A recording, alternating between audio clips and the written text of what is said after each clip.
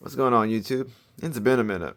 I figured I haven't done a video in a while, and I wanted to highlight the rebuild of my Pokemon collection for the past year and a half, 2 years.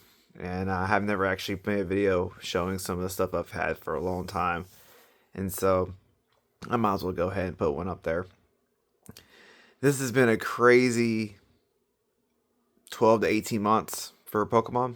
The hype of the market, the the craze across the world has definitely brought things to meteoric highs that I never thought I'd see again.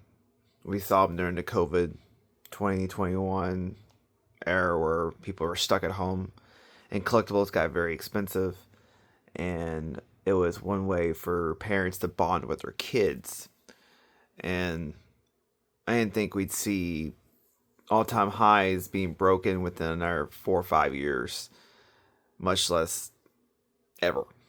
And with the introduction of Pokemon Pocket and the 30th anniversary, and a few other things like the Pokemon Pocket coming out and Surging Sparks coming out at the same time, right around the same time, and then right around the corner was an Evolution set. There was a lot of what we call a perfect storm for the hype, and all these people that weren't really in the hobby are in it now. You got guys that are in the sports card market that have moved over to the Pokemon market. So we don't have all like true collectors. We have people that are there just for the money. But when hype is around, people are going to flock to it. But anyway, I wanted to post a video of the rebuild of the collection I've had. I sold it last year, actually. I kept my Muse and Alakazams, which I'll show you in a minute. But I sold everything else. And so everything you see outside of maybe 6 or 7 Mews and a few Alakazams, uh, everything's been acquired in the last year or so. And so without further ado, I wanted to make a video and post it up. Now, hopefully the card quality or the video quality is good here. So I like having raw vintage. You'll see some modern cards because I'm trying to master the Alakazam and Mew line. I haven't decided if I want to go back with Charizard, but I do have all of the variations of Charizard. You don't see them all here because I got rid of, like, I had a Shadowless raw one, but a buddy of mine wanted it. And I've got a first edition non-hollow. So I've got, now, don't actually, funny enough, I don't have an unlimited non-hollow. I just realized, so I actually need to get my hands on one of those. But everyone you don't see here outside of the non-hollow Dark Charizard, I do have. Instead of the first edition, it's altered, unfortunately, but I mean, that's why I cracked out a case. I got it for a really good price a couple years ago. So I don't care where it's at right now. It's still good. So I've been trying to reacquire all of the shinies in English and in Japanese, and I've got all the English ones. You're going to see another one in a little bit that's graded. That's one of the ones I've been wanting for forever. In fact, some of these are first times I've ever had them. So it's really nice to put effort to actually acquire something I enjoy. And so I just got back from Collecticon this past weekend, and I brought the binder up there. And I had several guys like give me compliments on it because most people just want everything graded. There's not many of us out there that are okay picking up just raw stuff.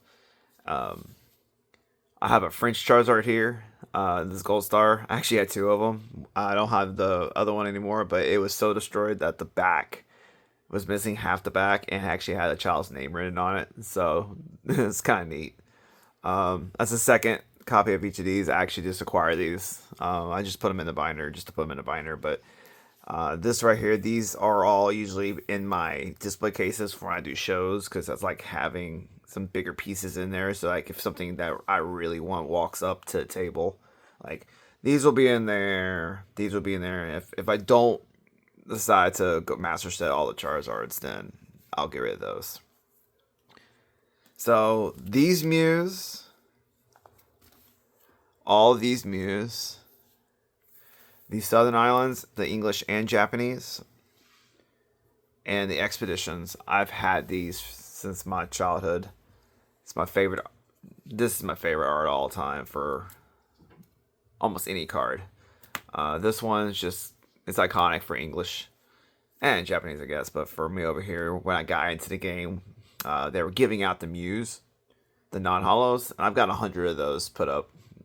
I got all 100 for like $30, like 15 years ago. So I'm not into them for much. But as you can see, I am trying to. There's a hole here missing for a reason. But I am actually trying to get all the Muse in at least English. I'll have a couple of Japanese in here sprinkled in, but I'm trying to just get all the English. I know I'm missing a few, but some of them are just either a little too high, or I just haven't come across them in the wild. And I typically don't just go out of my way to buy one. If someone has one in a collection, that's how I try to acquire them. These Mewtwo's are just in here because they're from my childhood. There's maybe half a dozen cards that are still from my collection when I was a kid. And so I wanted to make sure I never got rid of those. Those will always be with me because the collection I did have, I ended up selling in 2008 when I was in college, when Pokemon was pretty much on life support, and I needed the money, and I just rather have the cash versus having Pokemon cards. No one really cared. Even 2005, 2006, 2007, that was a pretty dead era in Pokemon. 2005 was Pokemon was on life support, and I remember selling a Team Rocket box for $50. I remember selling Gym Hero packs for $1. Nobody even wanted to buy them. You could still go get Jungle packs for $1. You could buy base set packs for $2, $3 on Troll and Toad. And I told some of the kids recently that until on the website Troll and Toad, you could actually go back and look at all your purchases through your history with them. They just rebuilt the website, and I went to it today. I can't find it. It was kind of upsetting. I wish I had taken a picture of it. But in 2010, when I was living in Houston, I have actually some videos here. I don't know if I have them unlocked anymore, but was rebuilding my Charizard collection, and I wanted to pull a shiny Charizard. So I went on Troll and Toad, and they had booster boxes for $109, and I ordered 2 or 3 of them. And I still actually have one of the booster boxes with the booster packs still today. Outer box, I actually had 2 of them, and one of them was destroyed, but one of the local guys ended up buying it for me to have as a display. But anyway, I try to explain to these guys, man, you were buying base set Charizards for $20, $30. You were buying Gold Stars for a couple $100. Nobody was spending crazy money on Pokemon. Seeing some of these cards in here going for $300, $400, $500. The first edition base set, I remember acquiring one for like $400, and this was just 12, 13 years ago. And I sold it with the Neo Destiny set whenever I just got out of cards again. I sold it all for $750, and at the time that was pretty good. I got paid pretty well for it, and it's just hard to explain to these guys. It's not the same era, but it's also different circumstances. Pokemon was not as hyped as it is now. So the Alakazams, this Alakazam in particular is my favorite of all time. If I could, I would have 10 to 20 copies of each of these, at least a page. But I have majority of them. I'm missing the Skyridge Hollow and the Expedition Reverse Hollow. I'm missing one of the regular Alakazam EXs, but like I said, I don't really go out of my way to grab some of these. If I happen to see them in a collection, I'll get them. I'm in no rush to build it. But as you can see, I'm missing a couple of them, but you will see here shortly that I am not. So some of my slabs I have, like I said, I don't like having graded stuff, but I don't mind here and there. So if I can get my hands on it, I will. Here, I'll just zoom it up a little bit more there. Alright, so I have this one because it's the double holo error. The grade doesn't really matter, even though this is a really, really nice 5. but I got in a trade just because it's the double hollow. I had the shiny Magikarp. I'll get it back later. Now these next couple cards are from my childhood still. Never thought that I would be able to get PSA 9 on cards that I had when I was 12, 13 years old. This happened to be in my dresser drawer whenever I was doing some cleaning. I found a playset of these. So, younger me, I thanked myself for putting these to the side. The other three were really messed up. Not really messed up, but they weren't gradable. I wanted to see how this one would do, and it came back at 9. It's great. This was sitting in my sister's binder, and I knew it was mine because I gave it to her for her birthday one year, and I grabbed it to grade it to keep it preserved. So this, and then recently I was cleaning my closet out. I found a Southern Island binder with the full set in there. That's never going anywhere. My favorite set of all time, and so it was nice to see. The double Black Star promo Grand Party Trainer. Story behind this: my music teachers, who really got me into Pokemon, like collecting, many years ago. We're talking 1998, 99. Yeah, 99, 2000 era. And he collected cards, but he collected everything minty. If there was any damage on it, he'd give it away. Fast forward about 15 years later, he's gone through a lot of financial problems, but he still had all his cards. And I got my buddy Nathan to get involved to purchase his collection. And mind you, this was 2015, nowhere near either hype. So cards were still relatively affordable. I mean, he had 16, is it 13 or 16 first edition base set booster boxes that were hard to get, and so he made a ton of money on it back then. And this was 2015. So there was a lot of financial gain for him to get from selling it. Well, in the collection there were Masaki promos, like Pack Fresh, Base Set, Jungle, Fossil. I think he stopped around Neo. But he had 13 or 14 of these. And I told Nathan the one card I want to get for just being the guy who referred him would be this Grand Party promo. And he gave it to me. I mean, it's flawed because it has looks like a thumbnail and a card. But I didn't care. It's still part of my childhood from the music teacher that got me into it. And then the fabled pre-release Clefable. This one is a PSA 8. There's only it's like Pop 69, I think last time I checked, or Pop 70, maybe a couple more since then. But at the time, whenever I got it graded, that was the newest one, 67. And never thought I'd get an 8. PSA 9s are impossible. Maybe Pop 9 or Pop 10, there's no 10s. It would be a name your price card. But nobody cared about these things. These were so beat up. But just the provenance of it, it's one of the cards I always wanted to have. Second Mew. Got this in a tray when it was like maybe $150, $200. I couldn't pass up on it. Really good 7. Has a really nice swirl there. This is one of the Alakazam you didn't see in the binder. I need some raw copies, but I haven't acquired another one yet, but it's really good 7. And now we're going to get to some of the graded Charizards that I didn't have in the binder. PSA 6. It's actually a decent 6. There's the Shadowless. Amazing 6. I mean, sorry with the glare, but that's the protective lens I have on it, or the plastic I put on it so you can't scratch it.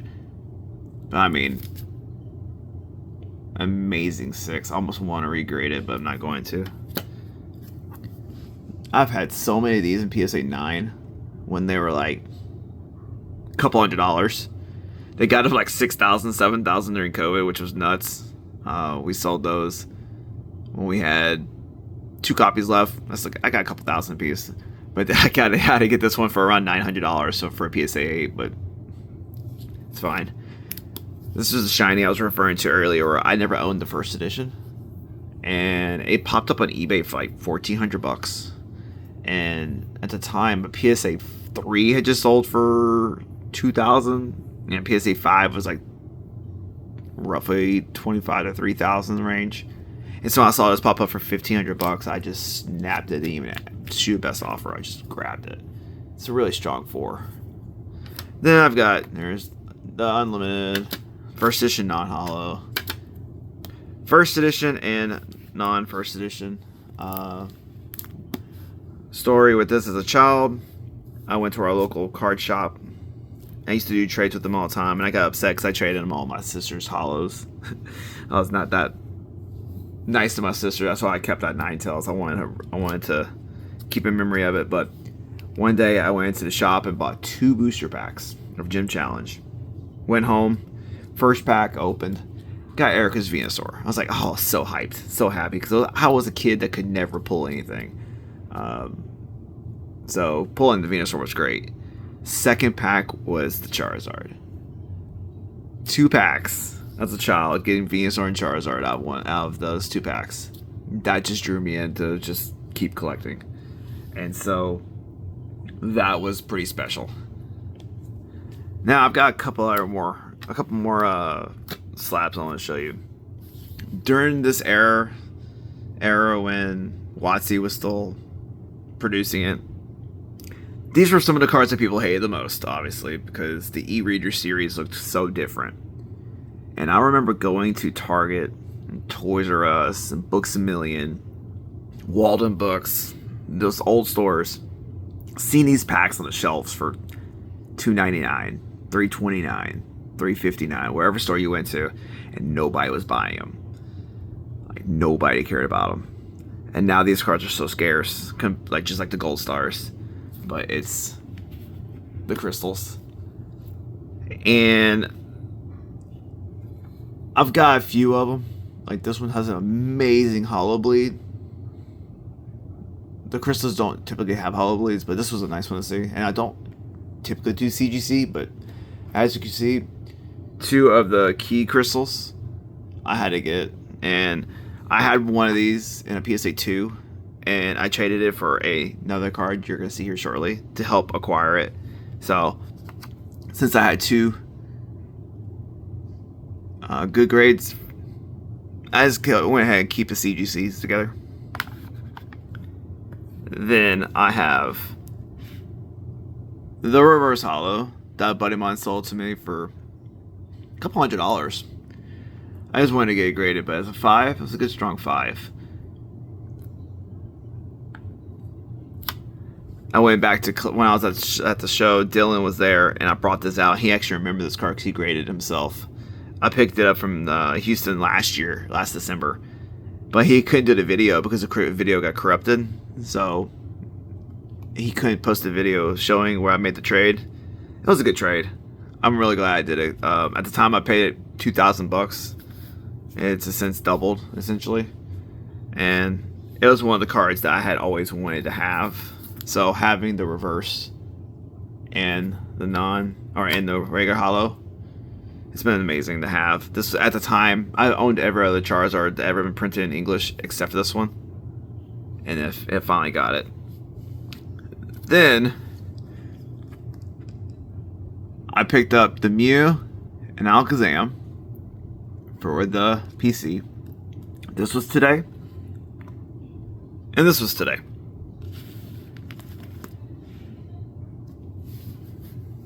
These are the cards that I didn't really accept as a child because I was a teenager by the time these came out. Like 2006 was my first year in college. So obviously, college kid, not gonna mess with Pokemon. But this was during the dead times. And so I had no attachment to Gold Stars. But with seeing the level of hype going on with this industry, I see why some kids adore it and love it. And for me, these are in the collection because I got master sets. Like I said, I want to have them all. The theme is gotta catch them all, so gotta collect them all if possible. But the hype around the gold stars compared to the crystals and shinies, for me, shinies and crystals have a little more attachment to, but These are the big boys. But anyway, this was one of my longer videos. I had to make a video on this. I have never done one with my personal collection and rebuild. I got a couple shows coming up. I've been vending it for about, I've been vending consistently for about 8 months now, but I've been doing shows for going on 7 years consistently for Pokemon. So I've seen these up and down trends. And it's nice to see how it does bring a lot of people together. It brings some bad apples into it too, some bad actors, but I don't see it going anywhere anytime soon. I hope it doesn't. The amount of money flying around these rooms are crazy. Like, I think like around 12:30, 1 o'clock today when we were at the show, I walked up to one booth and brought out 3 stacks of cash. It was like a $75,000 deal going down for some crystals and for some gold stars and a couple of booster boxes. Seeing base hit box go for almost 30,000, jungle boxes for 20,000, Team Rocket boxes for 25,000, Neo boxes for 50,000, and then you got these mid airs like all the gold star boxes going for 50 to 80, 90, 100,000s of dollars. You got a legendary collection for over $100,000. I would see those kind of numbers for this hobby. Is this sustainable? It's hard to predict. If we all could have predicted this, we would have never sold our stuff 3, 4, 5, 10 years ago. I hope it keeps going to the point where it doesn't go away at all. It may taper down a 10%, 15% cool down. That's actually pretty healthy. A downtick will show you that it's a typical market. Because now all markets can go straight up. Things do have to go down. But no matter what, I'm going to love this stuff. And if I have to sell it again, I can tell everybody today, it's just cardboard. But I wanted to make the video highlighting the PC pieces and just appreciate it. I think I took advantage of it too much in the past and sold it off when I wrote it off and didn't think it would ever get back to where it was. Getting a large down payment, like payment in cash, also kind of helped sell it the first time, second time, the third time. But the fourth time, I think I've sold my collection 7 times. The fourth one kind of hurt, but the last one before, I got a good chunk, and majority of these cards were in there, and just getting them back just makes me happy. So, will I sell it again? Maybe. My Muse and Alakazams will stay with me. I'll probably keep the big hitters, unless I get too much to say no. Again, it's cardboard. I've sold them once. I'm not gonna. I'll sell them again. I can always reacquire back. It may cost me more, but never say never. I hope y'all enjoyed this. It's a longer video here, and I rambled for long enough, so I will catch y'all next time. Who knows? It could be another year from now, but I wanted to post a video up there. All right, guys. Until next time.